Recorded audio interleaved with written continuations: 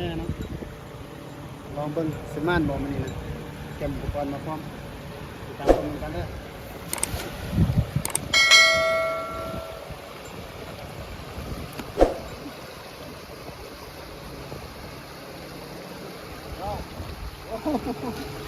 ได้มาเลย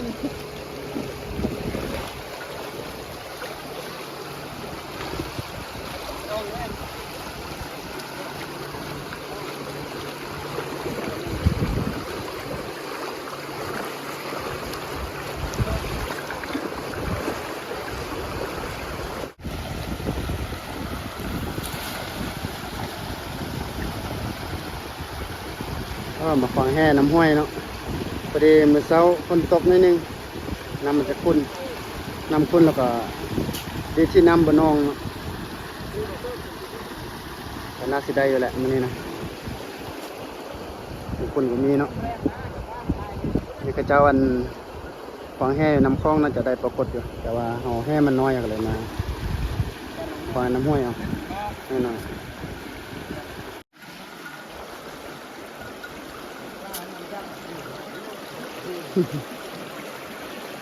ได้ไหมไม่ได้ใช่ไหมไม่ได้อะไรครับไม่ได้อะไร ยังไม่ได้อะไรทำไม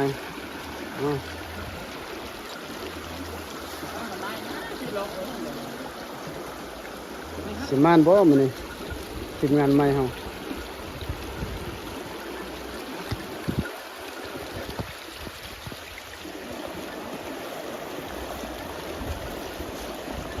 บ่ได้ปะ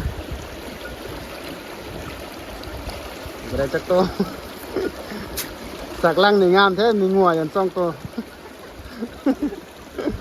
สักลังในพานเอานี่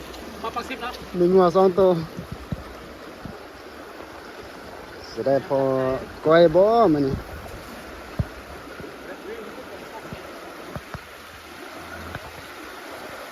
น้ำแห้งตีเสาฝนตกไปน้ำคลองไปน้ำคลองไปน้ำคลองเปิดไปได้นั่นลมสภาพน้ำคลองสภาพ ดินเต็มตีนรอด้วยไม่มีใครมีน้ำใจเลยละตันโอ้ยบังหอยตีนเมื่อกี้เอาอยู่น้ำห้วยเนาะเดี๋ยวนี้เราสิมาเปลี่ยนมาเบิ่งน้ำคลองเบิ่งน้ำห้วยมันบ่มีมันแห้งโพดฝนตกเมื่อคืนข้าวสดบรรยากาศน้ำคลองกันนะเลย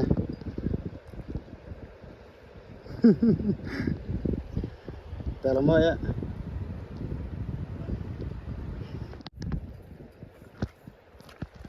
อันนี้ก็มีหน้าที่งานน้ำก้นอย่างเดียวงานน้ำก้นเก็บปลาอย่างเดียวแหละนี่นะ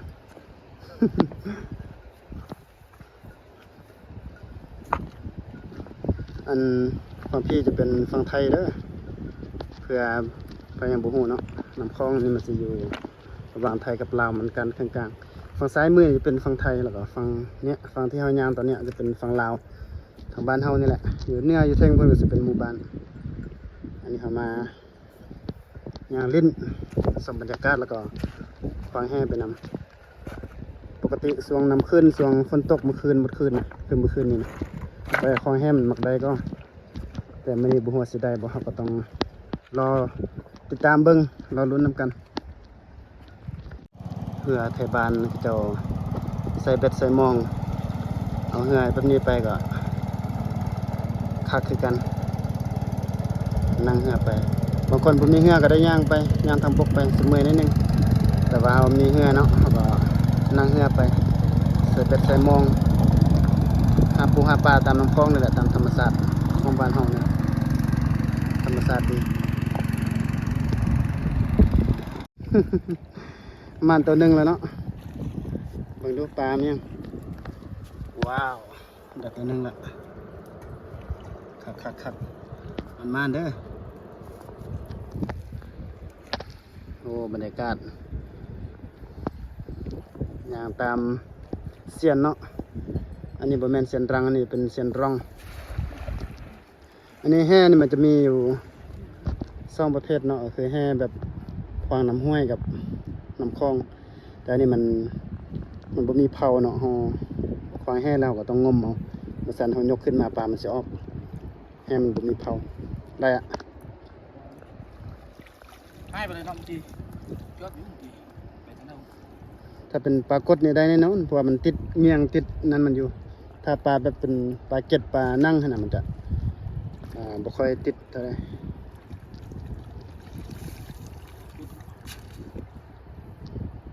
จะตามต่อไปเนาะ ถ่ายได้ปลานะคุณเด้อ ได้แล้วถ่ายแล้วตัวหนึงมึงบรรยากาศโอ้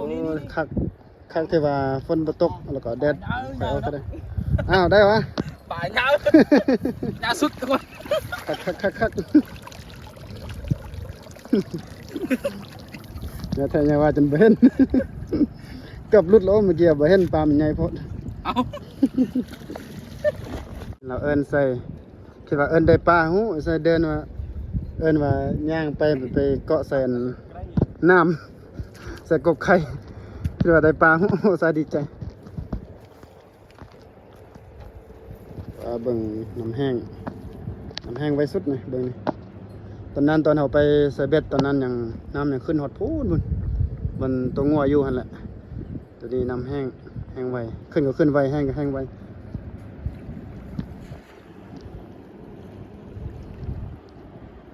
เซียนหนาวบ่ ธรรมดาเนาะ ธรรมดาบ่หนาวเนาะ แต่ได้ก็ต้องปรับมักสิบแน่นอนเลยวันนี้ แต่ถ้าเมื่อยก็เปลี่ยนได้เด้อเปลี่ยนเซียนได้มื้อนี้แดดบ่ออกแล้วก็ฝนตกมื้อเช้ามืดก็อากาศเย็นๆนิดนึงหั่นแหละเอาลงน้ำคลองมันเย็นบ่คือน้ำห้วยต้องเปลี่ยนกันมันหนาว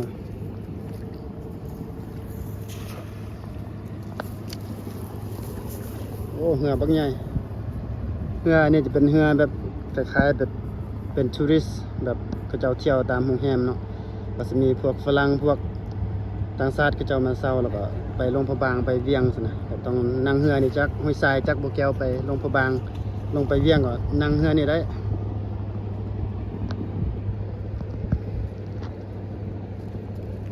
ได้หรือเปล่าได้หรือเปล่าไปงมมึงดูได้บ่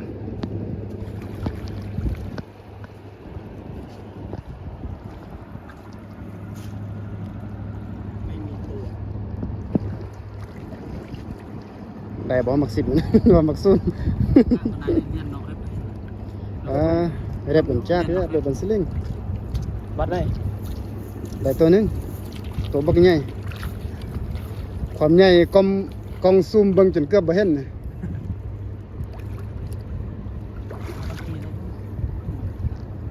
ยังบ่ได้เนาะเดี๋ยวติดตามต่อไปเบิ่งหอยตีนรอยพุทธบาท ความลมหอยตีนสภาพตีน ใส่เกือบบ่ได้คิดต้มไล่ตีนเปล่ากับแบบนี้แหละ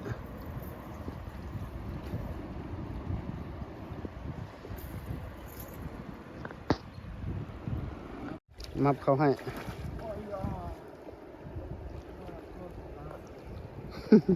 ระวังน้ำเด้อน้ำปลากระไรมันเป็นกกน้ำหมดแหละนี่นะ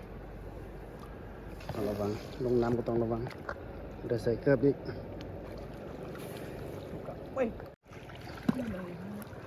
เสี่ยมอยู่วัดโอ้อย่าไปจะวัดเลิกตามวัดเนาะ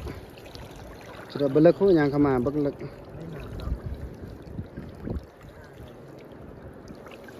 มับก็ได้โอ้ ได้ ได้ตามวัดคิดว่าไม่ได้ โอ้ใหญ่มาก ใหญ่มากๆใหญ่มากๆ คิดว่าไม่ได้ ป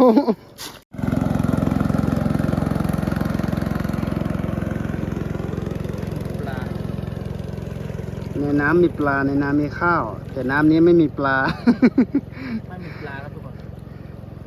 ดูสภาพดูเหมือนฝนจะตกซะด้วย ได้ไหมลุ้นได้หรือเปล่า ลุ้นน้ำกันเนาะ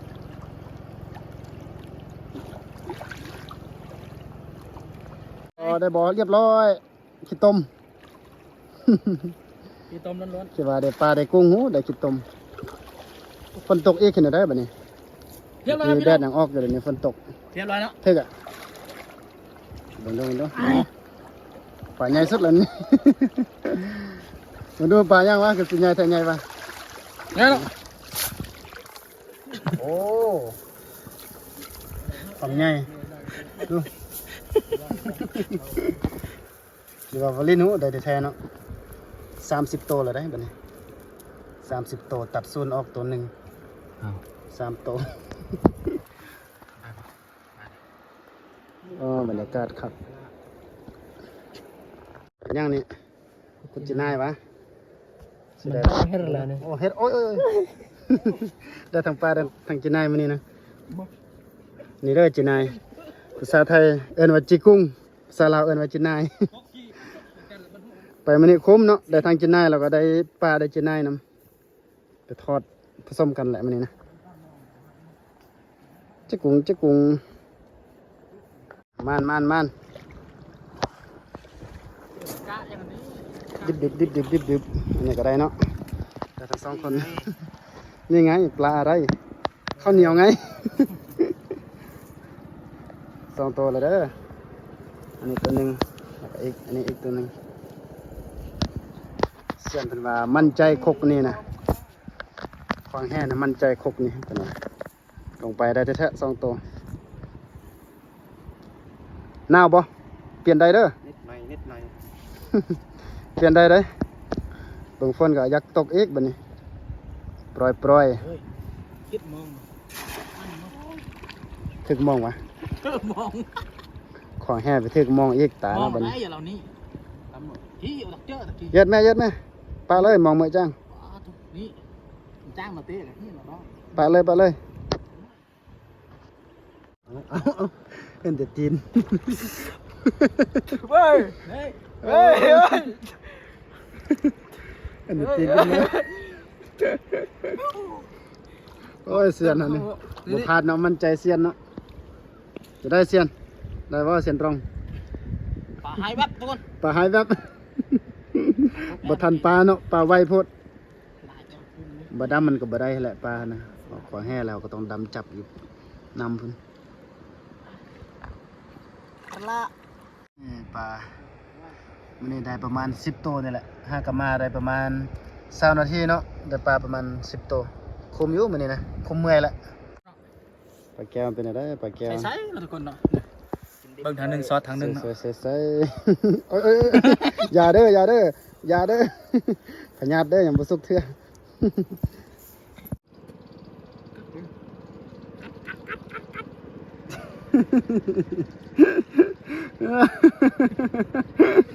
เสื่อนจมเหมือนเน่าเราบ่เปลี่ยน โอ้อย่าประมาทนะ อย่าประมาท อย่าประมาทนะ มักซิบ ไอ้เหี้ยปลาหมึก10เนี่ยเดี๋ยวตัวหนึง อย่าประมาทนะปลาหมึก10เอาแล้วโอ้ยได้แล้วเนี่ยได้ตำวาดหลายตัวได้มั้ยนี่นะ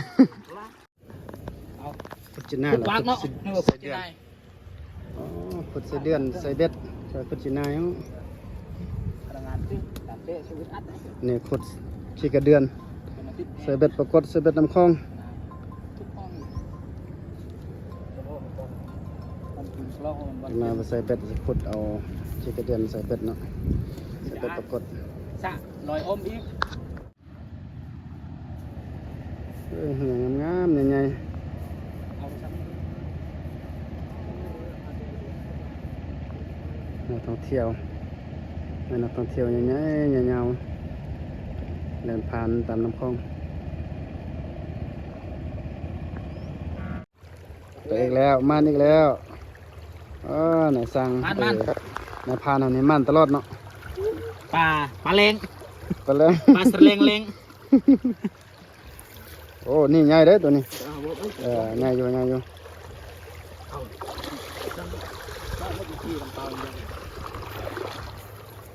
นนี้น้ำห้วยเนาะเมื่อกี้อยู่น้ำคลองแล้วก็ใหญ่ขึ้นมา มาต่ออยู่น้ำห้วยนี่ห้วยทองน้ำห้วยก็มีแหละปลาแต่ว่าปลามันจะน้อยบ่คือปลาน้ำคลองจะใหญ่กว่าแต่มีลายอยู่ ปลาเนี่ย อันนี้หากินแบบธรรมชาติใส่แซลมอนธรรมชาติปลาน้อยโอ้ได้ทำปลาได้ทำมือหิน2 ตัวได้บัดนี้เนาะเมื่อกี้ได้ตัวบักใหญ่อันนี้กับได้ตัวบักน้อยสลับกัน เอาทุกอย่างเนาะเอาทุกอย่างที่ขวางหน้าแม้แต่พรุ่ง พอได้อยู่โอเคไปตามต่อไป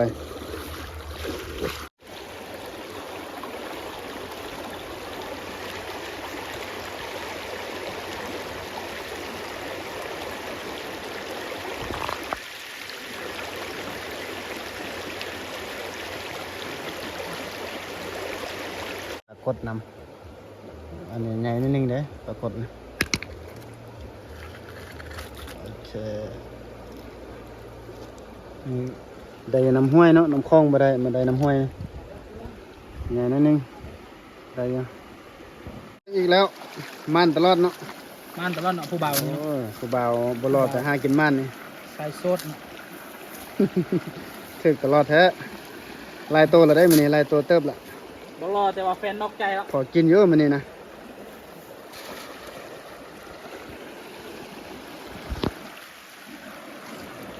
โอเคปลาจัง ปลาจัง ปลาจังโอเคบรอดให้กินมันเด้อ วัด ถึกอ่ะ บ่ Có sao đây nhức mình gạo rắp Nhức. là อมก็เยอะอันนี้น้ำห้วยเนาะมันจะมีทางเทิงจะเป็นหน้าข้าเจ้าอันนี้ก็จะเป็นน้ำห้วยอันนี้เป็นส่วนปลูกมันปลูกทั่วแหละตามภาษาวิถีชีวิตชาวบ้านบ้านนอกเสียงคนใหม่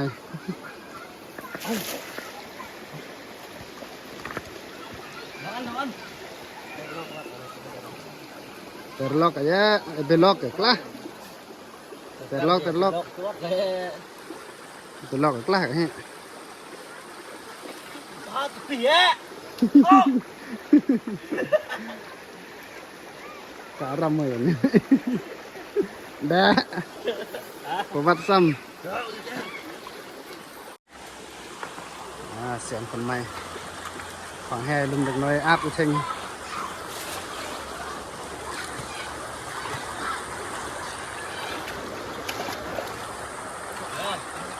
ได้ปะ โอ้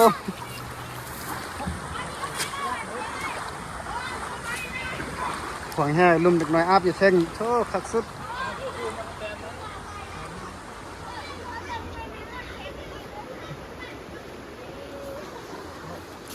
เพื่อนเปลี่ยนม่านอย่าแต่ลำเปลี่ยนม่านไปน้ำคลองแล้วก็บ่ได้เพราะว่าแห่เฮามันบ่ค่อยโอเคแห่มันน้อยเลยกลับมาอยู่น้ำห้วยเดี๋ยวไล่นิดนึงน้ำห้วยถ้ามีเด็กน้อยเจ้าลิ้นน้ำอยู่เท่งกันปลาก็เลยบ่ค่อยออกเท่าใดก็เลยฮอดเนี่ยก็เลยได้พอกินแล้วก็สิกลับไปเฮ็ดกินก่อนก็ฝากเพื่อนๆเนาะกดไลค์กดแชร์แล้วก็กดติดตามช่องสบายเลอะชาแนลได้เด้อเพื่อเป็นกำลังใจให้กับทีมงานเฮาไอ้น้องเฮาเฮ็ดคลิปต่อไปจะได้รับชมนำกันฝากกดไลค์กดติดตามได้เด้อ